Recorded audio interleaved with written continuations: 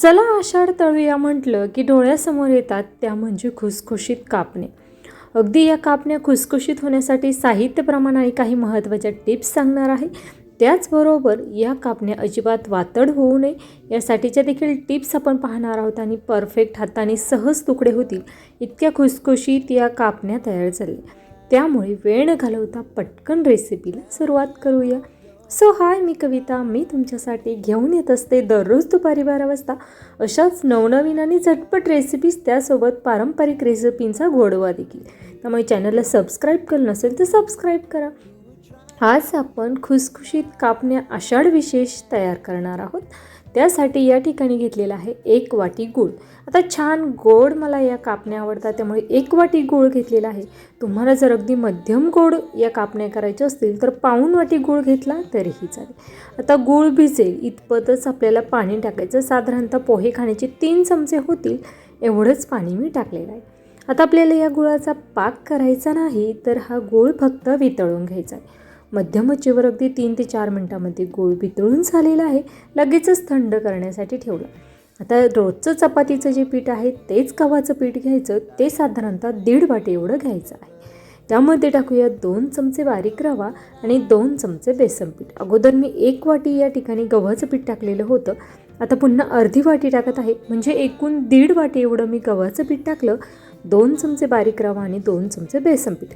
आता या ठिकाणी गव्हाचं पीठ घेताना गच्च वाटी दाबून भरून घ्यायची आहे.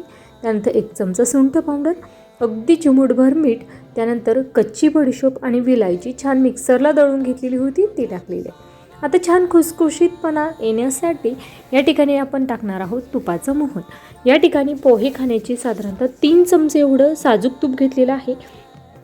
तूप छान गरम करून घेतलं. ते तुपाचं मोहन आपल्याला यामध्ये घालायचं आहे. साजूक तुपाऐवजी तुम्हाला तेलाचं मोहन घालायचं असेल तरी देखील घालू शकता, परंतु खूपच जास्त साजूक तुपाचं मोहन घालू नका, नाहीतर कापण्या खूप जास्त तेलकट होतील. अशा पद्धतीने छान असं साजूक तूप आपण छान पिठाला चोळून घेतल्यानंतर या ठिकाणी आवश्यकतेनुसार आपल्याला हे पाणी टाकायचं आहे. गुळाचं पाणी पूर्णपणे थंड झालेलं असायला हवं.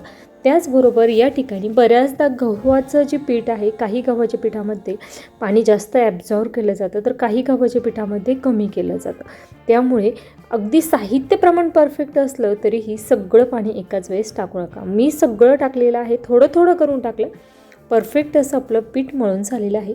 10 मिनटासाठी भिजत घालण्यासाठी ठेवलेलं होतं आणि लगेचच आपण या कापण्या करून घेणार. आता या कापण्या लाटताना आपल्याला खसखसचा वापर करायचा आहे. छान अशा आपण दोन्ही बाजूने खसखस लावून घेणार आहोत आणि या कापण्या लाटून घेणार आहोत. आता या कापण्या लाटताना खूप जास्त पातळ लाटायचे नाही किंवा खूप जास्त जाड लाटायचे. ज्या पद्धतीने आपण गोड शंकरपाळे तयार करतो त्याच पद्धतीच्या या कापण्या आपल्याला तयार करून घ्यायच्या.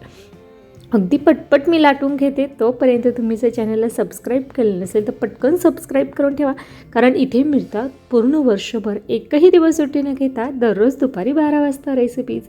अगदी छान अशी आपली या कापण्यासाठीची चपाती लाटून झालेली आहे. आता त्याच्या ज्या कडा आहेत त्या छान कट करून काढून टाकायच्या आणि एकसारख्या आकाराच्या आपल्याला या कापण्या कापून घ्यायच्या. त्यानंतर आपण तेल देखील तापण्यासाठी ठेवलेलं आहे. मध्यम आचेवर या कापण्या आपल्याला तळून घ्यायच्या. बऱ्याचदा आपण साहित्य प्रमाण अचूक वापरलं, कापण्याचं कणिक व्यवस्थित भिजवली, परंतु तेलाचं टेम्परेचर जरी चुकलं तरी देखील कापण्या कडक किंवा वातड होऊ शकतात. त्यामुळे तेलाचं टेम्परेचर देखील खूप महत्त्वाचं आहे. हे पहा, तुम्ही पाहू शकता अगदी पटकन अशा कापण्या निघत आहे. कापण्यांचं जी कणिक भिजवली होती ती परफेक्ट होती, त्यामुळे पोलपाटला अजिबातही चिटकल्या नाही. खूप छान अशा आपल्या कापण्या तयार झाल्या. आता तेल छान गरम करून घेतल्यानंतर गॅसचा फ्लेम हा पूर्णपणे मी कमी केलेला आहे आणि त्यानंतर मंद ते मध्यम आचेवर छान अशा या कापण्या तळून घ्यायच्या. खूप मोठ्या आचेवर तुम्ही कापण्या तळाल तर गुळामुळे पटकन त्या लाल होतील, आतून मात्र कच्च्याच राहतील. आणि खूप मंद आचेवर तळल्या तर त्या खूप जास्त कडक होतील. त्यामुळे तुम्हाला जर छान खुसखुशीत कापण्या हव्या असतील तर मध्यम आचेवर या कापण्या तळून घ्या. खूप छान अशी आपली पहिली बॅच तळून झालेली आहे. अशाच पद्धतीने राहिलेल्या सगळ्या कापण्या मी तळून घेते.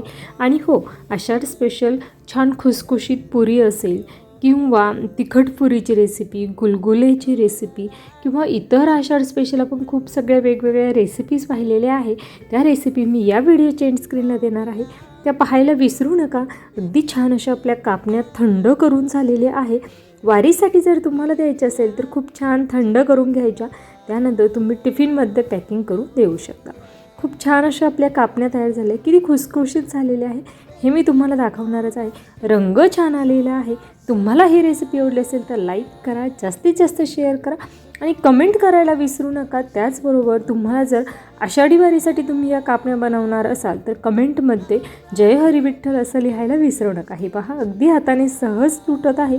इतक्या छान खुसखुशीत अशा या कापण्या तयार झालेल्या आहेत. वेळात वेळ काढून माझी रेसिपी शेवटपर्यंत पाहिल्याबद्दल धन्यवाद. पुन्हा भेटूया उद्या दुपारी 12 वाजता अशाच नवीन छानशा रेसिपीसोबत. तोपर्यंत धन्यवाद.